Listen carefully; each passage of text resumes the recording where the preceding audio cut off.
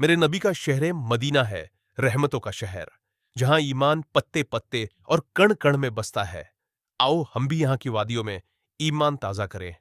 مدینے کا رحمتوں بھرا سفر یہاں جانا ہر مومن کی خواہش ہے۔ اللہ سب کی خواہش جلدی سے جلدی پوری فرمائے۔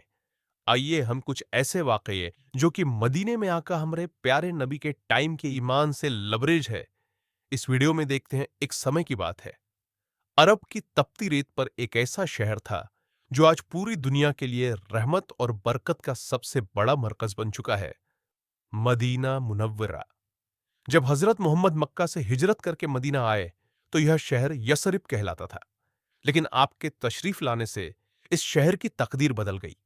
یہاں کے لوگ انصار نے دل کھول کر رسول اللہ اور ان کے ساتھیوں کا استقبال کیا۔ انہوں نے اپنے گھر، اپنا مال اور اپنی محبتیں مہاجرین کے لیے پیش کر دی۔ مدینہ میں اسلام کو امن، بھائی چارے اور انصاف کی اصل تعلیم ملی۔ یہی وہ شہر ہے جہاں مسجد نبوی تعمیر ہوئی، جہاں حضرت محمد نے نمازیں پڑھائیں، صحابہ کو تعلیم دی اور اسلامی حکومت کی بنیاد رکھی۔ ایک روز کی بات ہے، ایک غریب بچہ مدینہ کی گلیوں میں بھوکا گھوم رہا تھا۔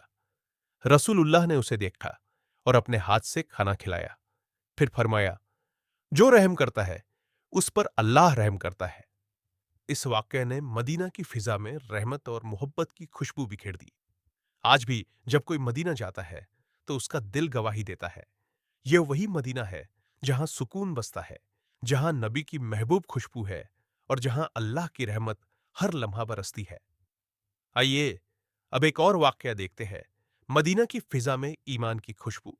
مدینہ میں صرف عمارتیں نہیں تھیں، وہاں ہر پتھر، ہر گلی، ہر دیوار میں ایمان کی روح بستی تھی۔ ایک دن ایک یہودی آدمی کا جنازہ مدینہ کی گلی سے گزر رہا تھا۔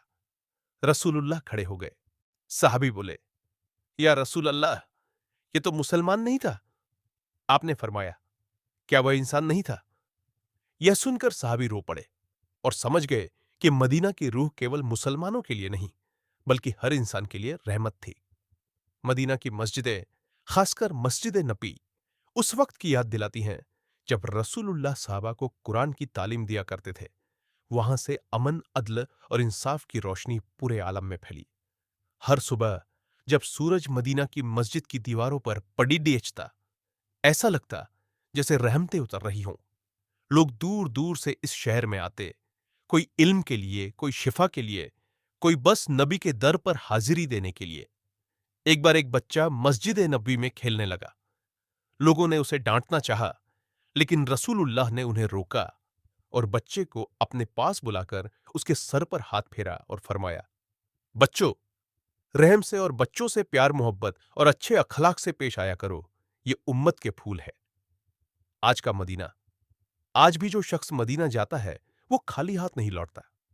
وہاں کی مٹی، وہاں کی ہوا، وہاں کی فضا، سب میں ایک سکون ہے جو دنیا کی کسی اور جگہ نہیں ملتا، کیونکہ یہ وہ زمین ہے جہاں نبی کریم آرام فرما رہے ہیں، اور وہی جگہ ہے جہاں کی طرف فرشتے روز رحمت لے کر اترتے۔ کہانی کا تیسرا حصہ، مدینہ، دین کی روشنی اور امت کا مرکز۔ وقت گزرتا گیا، مدینہ میں اسلام کی جڑیں گہراتی رہی۔ یہیں سے نبی نے دنیا کو بتایا کہ حق کیا ہے اور ناانصافی کیا۔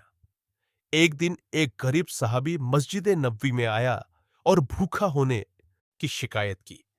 رسول اللہ نے صحابہ سے فرمایا، جو آج اس بھائی کو کھانا دے گا، اللہ اس کی بھوک کو جنت کے دسترخوان سے مٹائے گا۔ حضرت ابو ایوب انصاری رضی اٹھے اور اس شخص کو اپنے گھر لے گئے۔ انہوں نے نبی کی باتوں کو دل سے اپنایا، اور یہی مدینہ کی روح تھی، بھائی چارہ، محبت اور مددگار بننا۔ مدینہ کی خاص باتیں جو اسے سب سے الگ بناتی ہیں، مسجد نبی، جہاں ہر نماز کا ثواب 1000 گنا ہے۔ روضہ اقدس، نبی کا مکہ سے ہجرت کر مدینہ آنا اس جگہ کو سب سے مقدس بناتا ہے۔ جنت البقیع، صحابہ، اجواز مطہرات اور بڑے بڑے ولیوں کی آرام گاہ، سادگی اور امن۔ مدینہ کی گلیوں میں ایک عجیب سکون ہے، ایک خاموشی ہے جو دل تک اترتی ہے۔ آج کا مدینہ دلوں کا مرکز۔ آج بھی جب کوئی مسلمان مدینہ جاتا ہے تو نظروں میں آنسو اور دل میں ایک دعا ہوتی ہے، یا رب، تو مجھے بار بار اس پاک زمین کی زیارت نصیب کر۔